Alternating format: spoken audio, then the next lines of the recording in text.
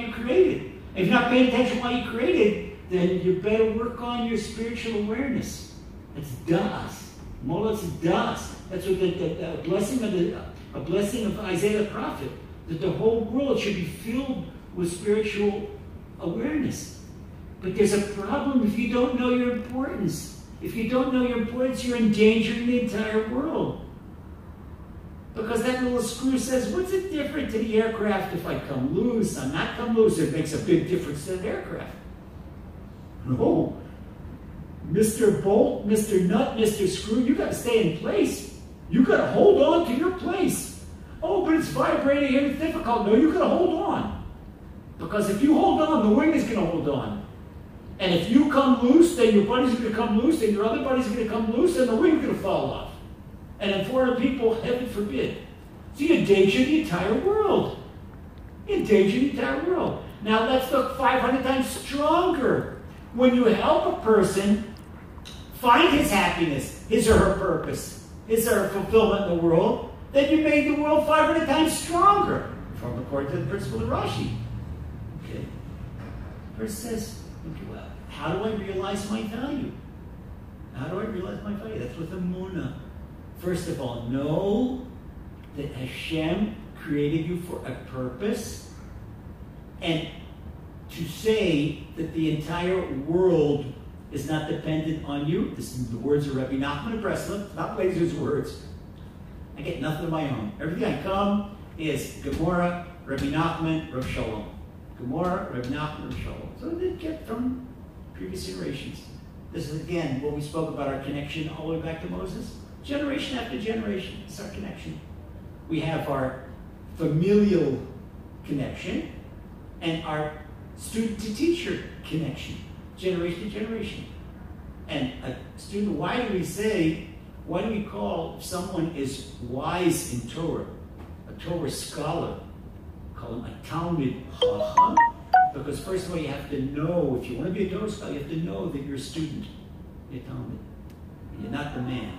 Man, that's Moses on Mount Sinai. Okay, we go one back. That's the big tzaddikim. That's all the way back. So it's the light. So stand on firm ground. Otherwise, who could talk? Say something? Got something to sell? My own?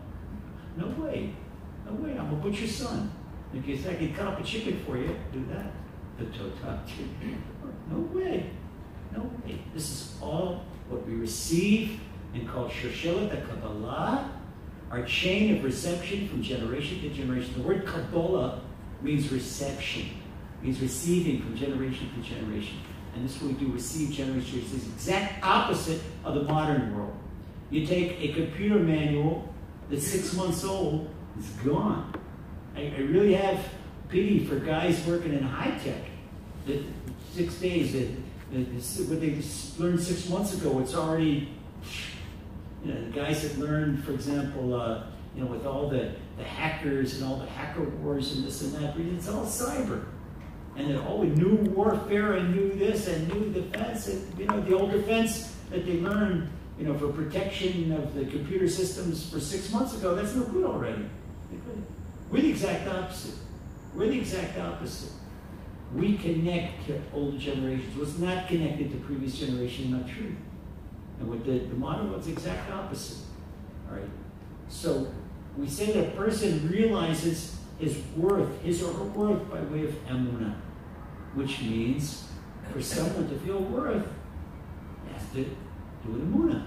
Has to feel. So how do you get Emuna? First of all, you feel, to have your own personal relationship with Hashem. Now, once you have your personal relationship with Hashem, I mentioned the 3 levels of fear of Hashem. I mentioned the first level, the fear of punishment. That's the entrance level. The second is the fear of sin itself. That no, if a person sins, I'm going to put a blemish on my soul. And if I put a blemish on my soul, heaven forbid, that is going to hide divine light. That's going to prohibit my proximity to Hashem.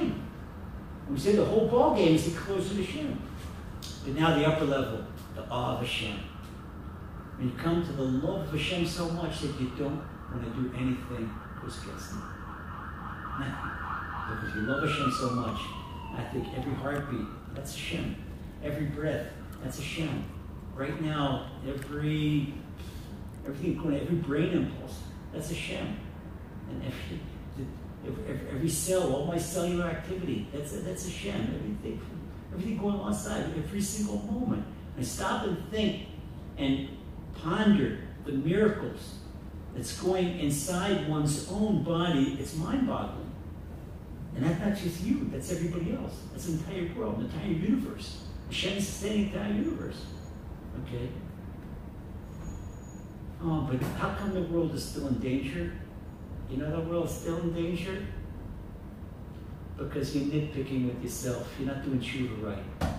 And you're saying to yourself, I'm no good, I'm no this. Somebody told me on the phone today I'm garbage. I said, that's heresy. You're calling Hashem's soul that he gave inside you garbage? No. You say, I jumped in the garbage. That's why I smell bad. Because I rolled around in the garbage. You're Hashem's son. You're the king's son. You're the prince. To say the word I'm garbage, to look in the mirror and say that you're not good, is to say it's a blasphemy. Blasphemy the Creator. Torah says you're creating Hashem's own image. Beloved Father, you got your Father's DNA. You're wonderful. But you do things, sometimes you play in the mud. Come home muddy. You play in the garbage dump. Okay, so what do? Now you smell like garbage because you've been playing in garbage. Go take a shower.